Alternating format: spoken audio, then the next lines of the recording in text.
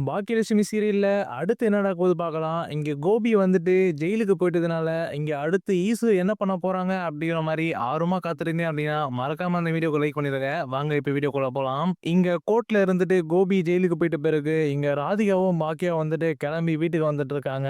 வீட்டுக்கு வரவையில இங்க பாக்கியா வந்துட்டு ராதிகா கிட்ட மன்னிப்பு கேட்டுருக்காங்க. அதுக்கப்புறம் இங்க ராதிகா வந்துட்டு, "விடுங்க பாக்கியா, எல்லாம் வந்துட்டு அவர் பண்ண தப்பு தான்" அப்படிங்கிற மாரி சொல்லிட்டு, இங்க 2 பேரும் நடந்து வீட்டுக்கு வந்துட்டு இருக்காங்க. இந்த பக்கம் வீட்ல வந்துட்டு பார்த்தீங்கன்னா, ஈஸ்வரி ரொம்பவே பரபரப்பா உட்காந்துட்டு இருக்காங்க. கோபி என்னாச்சும் தெரியல. கோபி ஒரு வேள ஜெயிலுக்கு போய்ட்டானா அப்படிங்கிற மாரி, ரொம்பவே பதறி போயிட்டு இங்க வீட்ல உட்காந்து அழுதுட்டு இருக்காங்க, இங்க ஈஸ்வரி. அதுக்கப்புறம் தான் இங்க பாக்கியாவும், ராதிகாவும் வீட்டுக்கு வந்துறாங்க. வீட்டுக்கு வரவையில இங்க வீட்டுக்கு வாசப்படியிலேயே வந்துட்டு பாக்கியா வந்துட்டு ராதிகா கிட்ட சொல்லிறாங்க, "இங்க பாருங்க ராதிகா, நீங்க எதுவும் அத்தை கிட்ட பேசிக்காதீங்க. நானே எல்லாமே பேசிக்கிறேன். எல்லா விவரமும் நானே சொல்லிக்கிறேன்" அப்படிங்கிற மாரி இங்க பாக்கியா ராதிகா கிட்ட சொல்லிறாங்க. அதுக்கு ராதிகா வந்துட்டு, "சரி பாக்கியா, நான் எதுவும் அத்தை கிட்ட பேசல. நீங்களே பேசிக்கோங்க" அப்படிங்கிற மாரி சொல்லிட்டு, இங்க பாக்கியாவும், ராதிகாவும் நேரா வீட்டுக்குள்ள போறாங்க. அங்க சோபால வந்துட்டு செழியன், அது மட்டும் இல்லாம இனியா, ஈஸ்வரி இவங்க எல்லாருமே சோபால உட்காந்துட்டு இருக்காங்க. அப்பதான் இங்க ஈஸ்வரி வந்துட்டு பாக்கியாவும், ராதிகாவும் வீட்டுக்குள்ள வரத்த பார்க்குறாங்க. இவங்க 2 பேரும் வரத்த பார்த்தோனே, இங்க ஈஸ்வரி எழுந்து நின்னு, "எங்க கோபி வரலையா?" அப்படிங்கிற மாரி கேட்கறாங்க. உடனே இங்க பாக்கியா அமைதியா நிக்கிறாங்க. உடனே திருப்பி வந்துட்டு ஈஸ்வரி கேட்கறாங்க, "எங்க பாக்கியா கோபி? கோபி வரலையா? 2 பேரும் மட்டும் வர்றீங்க. கோர்ட்டுக்கு நீ அவனும் தானே வந்தான். எங்க அவன்?" அப்படிங்கிற மாரி இங்க ஈஸ்வரி வந்துட்டு ரொம்பவே பதறி போயிட்டு இங்க பாக்கியா கிட்ட கேட்கறாங்க. அப்பதான் இங்க பாக்கியா சொல்றாங்க, "இல்ல அத்த, அவருக்கு கோர்ட்ல வந்துட்டு தண்டனை குடுத்துட்டாங்க. அவரு 1 வருஷம் ஜெயிலுக்கு குடுத்துருக்காங்க. அதனால அவர ஜெயிலுக்கு கூட்டிட்டு போயிட்டாங்க." அப்படிங்கிற மாரி இங்க பாக்கியா சொல்லவும், உடனே இங்க எல்லாருமே பதறி போயிறாங்க. உடனே இங்க ஈஸ்வரிக்கு என்ன பண்றது தெரியாம அழ ஆரம்பிச்சுறாங்க. இந்த பக்கம் இனியா வந்துட்டு, "அம்மா என்னம்மா சொல்ற? டாடி ஜெயிலுக்கு போயிட்டாரா?" அப்படிங்கிற மாரி இங்க இனியா ரொம்பவே பதறி போயிட்டு கேட்கவும், அதுக்கப்புறம் இங்க ஈஸ்வரி வந்துட்டு, "நான் தான் அப்பவே சொன்னேன்ல பாக்கியா, நீயும் ராதிகாவும் 2 பேரும் சேர்ந்து தான் என் பையன வந்துட்டு ஜெயிலுக்கு அனுப்பிச்சுட்டீங்க.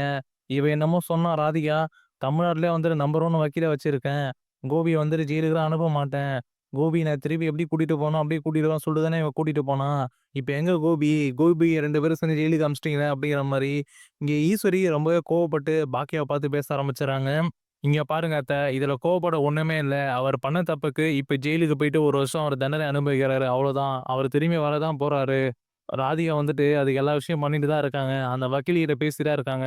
கோபிய வந்துட்டு உண்மைய தானா ஒத்துக்கிறதுனால கோபிய சீக்கிரமா ஜெயில்ல வெளிய எடுக்கலாம்" அப்படிங்கிற மாரி சொல்லியிருக்காங்க. "நீங்க ஒண்ணும் இதுல கோவப்படாதீங்க, கவலைப்படாதீங்க. அவரு திரும்பி வந்துருவாரு" அப்படிங்கிற மாரி இங்க பாக்கியா ஈஸ்வரிக்கு என்னதான் ஆறுதல் சொன்னாலும், இங்க ஈஸ்வரி வந்துட்டு, "இல்ல பாக்கியா, நீ பண்ணது ரொம்ப பெரிய தப்பு.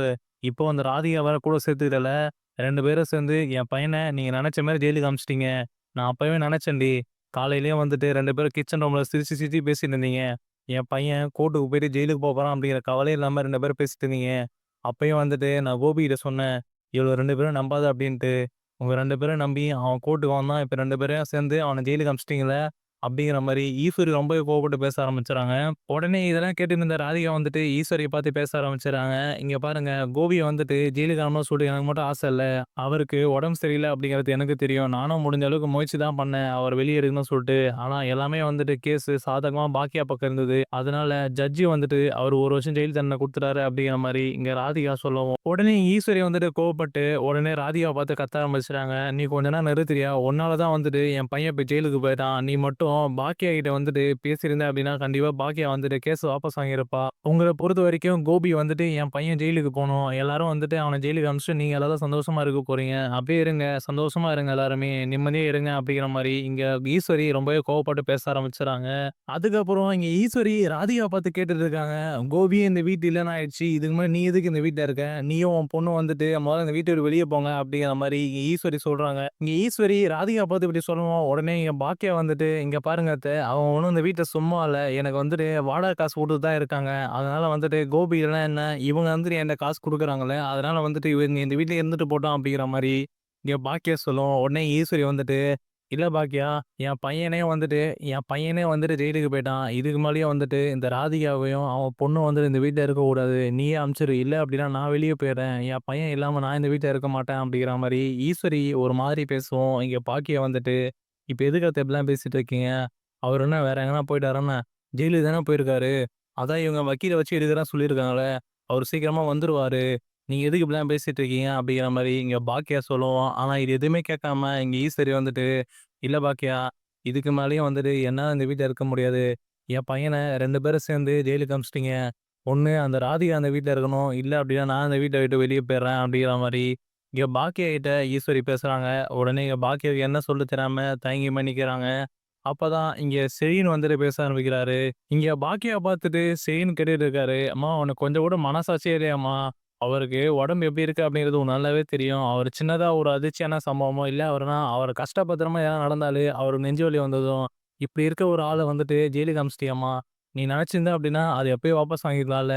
நீ ஏம்மா இப்படி பண்ற? கொஞ்சம் கூட மனசாட்சி இல்லம்மா" அப்படிங்கிற மாரி இங்க சரின்னு பாக்கியாவ பார்த்து கேட்கவும், "இங்க பாரு சரியா, அவர் பண்ண தப்புக்கு தான் அவர் போயிருக்காரு.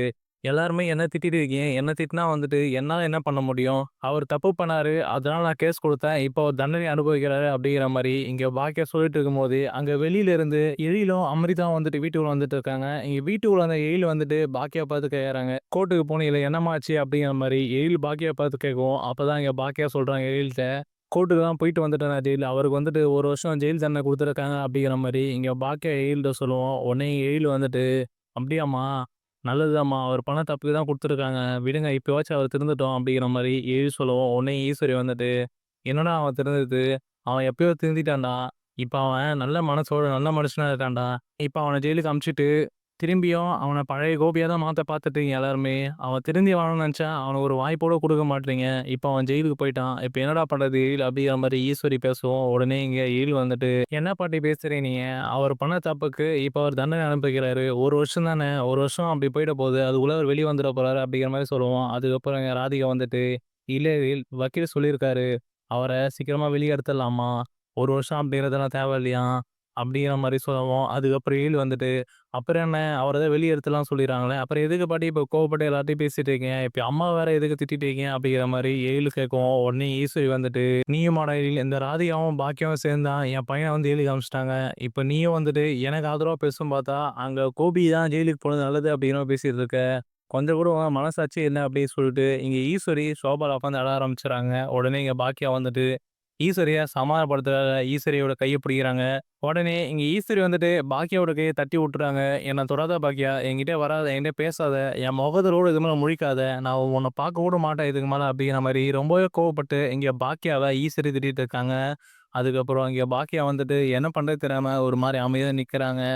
அப்புறம் தான் இங்க எழில் வந்துட்டு, "அம்மா விடும்மா, அவங்க இப்போதைக்கு கொஞ்ச நாளைக்கு அப்படிதான் பண்ணிட்டு இருப்பாங்க.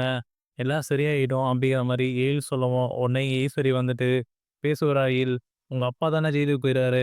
கொஞ்சம் கூட அவன் மேல பாசமாலாம் பேசிட்டு இருக்க நீயும்." அப்படிங்கிற மாரி ஈஸ்வரி பேசுவோம். அதுக்கப்புறம் இங்க ஈஸ்வரி வந்துட்டு இன்னொரு விஷயம் சொல்றாங்க. "இங்க பாருங்க, என் பையன் இல்லாத இந்த வீட்ல நான் இருக்க மாட்டேன். ஒண்ணு நான் இருக்கணும் அப்படின்னா, இந்த ராதிகா இந்த வீட்ல இருக்கக்கூடாது. அவ இந்த வீட்ட விட்டு வெளிய போயிடணும். அவ ஏற்கனவே ஒரு புது வீட்டுக்கு போய் புது வீட்ட பார்த்து அங்க இருந்தால, அந்த வீட்டுக்கே போக சொல்லிடுங்க. இல்ல அப்டின்னா நான் இந்த வீட்ட வெளிய போயிறேன்." அப்படிங்கிற மாதிரிலாம் இங்க ஈஸ்வரி வந்துட்டு கோபி ஜெயிலுக்கு போனத நெனச்சு இங்க ராதிகாவ பேசிட்டு இருக்க, இங்க ராதிகா வந்துட்டு பாக்கியாவ பார்த்துட்டு நின்னுட்டு இருக்காங்க. இப்ப பொறுத்திருந்து பார்க்கலாம். இங்க ராதிகா வந்துட்டு திரும்பியும் தனியா வந்துட்டு ஒரு வீடு எடுத்துட்டு போயிடுவாங்களா? இல்ல அப்டின்னா இங்க பாக்கியா ராதிகாவ பாக்கியா வீட்ல வச்சுப்பாங்களா? அப்படிங்கிறதையும்